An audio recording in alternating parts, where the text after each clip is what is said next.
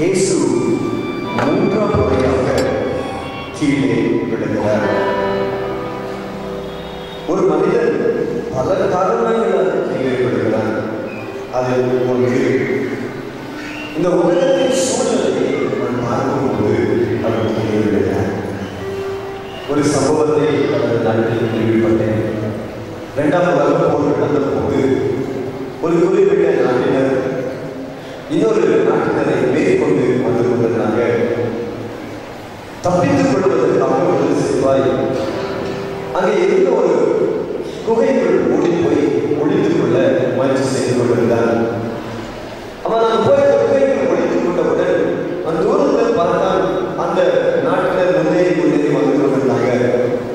இவன் மனசுக்குள்ள யோசிச்சான், ஐயோ இவன் வந்து ஒருவேளை இந்த குகைக்கு பக்கத்தில் வந்து இருக்கிற எல்லா குகையும் தேடுவாங்க, நான் மாட்டிக்குவேன்.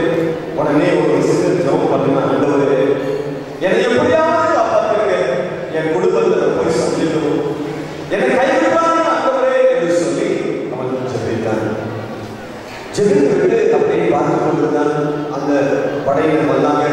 அவங்க வந்த உடனே இவர் நினைச்ச மாதிரியே ஓடுங்க கேட ஆரம்பித்தாங்க. இவனுக்கு ஒரே வேதனை, கரட்டில உட்கார்ந்து ஐயோ என் உயிர் போச்சு, என் குடும்பத்தை சந்திக்க முடியாது, இது எதற்காக வர வேண்டும்.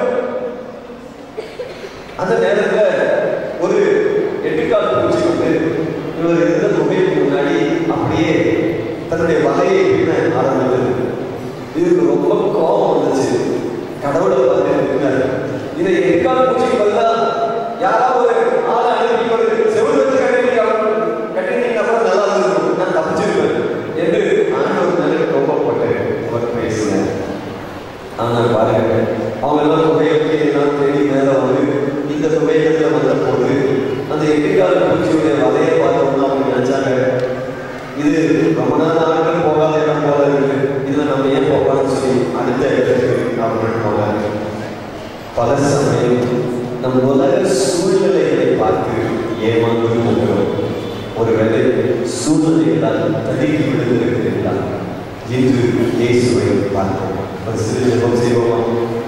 என்னோட இயேசுவே, இவ்வளவு நாட்களும் நாங்கள் சூழ்நிலைகளை பார்க்கிறவர்களாக இருந்தோம், நம்பிக்கையற்ற நிலைகளை பார்க்கிறவர்களாக இருந்தோம்.